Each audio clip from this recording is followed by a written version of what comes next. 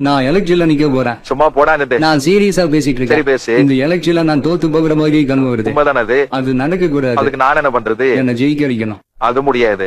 ஏன் முடியாது? அது உனக்கு சொல்ல முடியாது சார். உச்சத்தவதற்கு வந்திருக்கேன். நான் எதுக்கு வந்த? நம்ம யாருன்றது முக்கியம் இல்ல சார். சரி. நம்ம என்ன பண்றதுதான் முக்கியம். ஆமா. அப்போ என்ன ஜெயிக்க வைங்க. கொஞ்சம் மூடிட்டு உட்காருங்க சார். நான் சொல்றதெல்லாம் கனெக்ட் பண்ணிட்டே வாங்க. நல்ல மரியாதை. உன் தகுதிக்கு நீ எவ்வளவு சதவீதம் ஓட்டு எதிர்பார்க்கிற? 45%. சூப்பர் ஸ்டார் எந்த பஞ்சாயத்து காக்கா கலைவனு பிரச்சனை பண்ணிருக்க. நடந்தது என்னன்னு ஊருக்கே தெரியும். உனக்கும் ரஜினி ஃபேன்ஸ்க்கும் ஆகாது.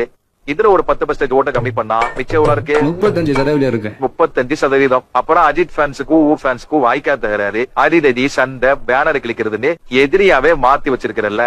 இதுக்கெல்லாம் சேர்த்து ஒரு 10% ஓட்டு கம்மி பண்ணு. மிச்சம் 25% இருக்கு. அப்புறம் சூர்யா ஃபேன்ஸி, எஸ்கே ஃபேன்ஸி, மத்த ஃபேன்ஸ் கிட்ட எல்லாம் மம்பளத்து வச்சிருக்கல. இதுக்கு ஒரு 5% கம்மி பண்ணு. மிச்சம் 20% இருக்கு. அப்புறம் கரூர் சம்பவத்துல நீ பேக் அடிச்சது, தற்போதரமா பேசினது, திமுக அதிமுக என்டிகேன்னு எல்லாருக்கிட்டையும் மம்பளத்து வச்சிருக்கிறியே, அந்த கணக்குல ஒரு 15% கழிச்சிரு. மிச்சம் 5% இருக்கு. நீ என்ன பஸ்ல எதிர்பார்த்த?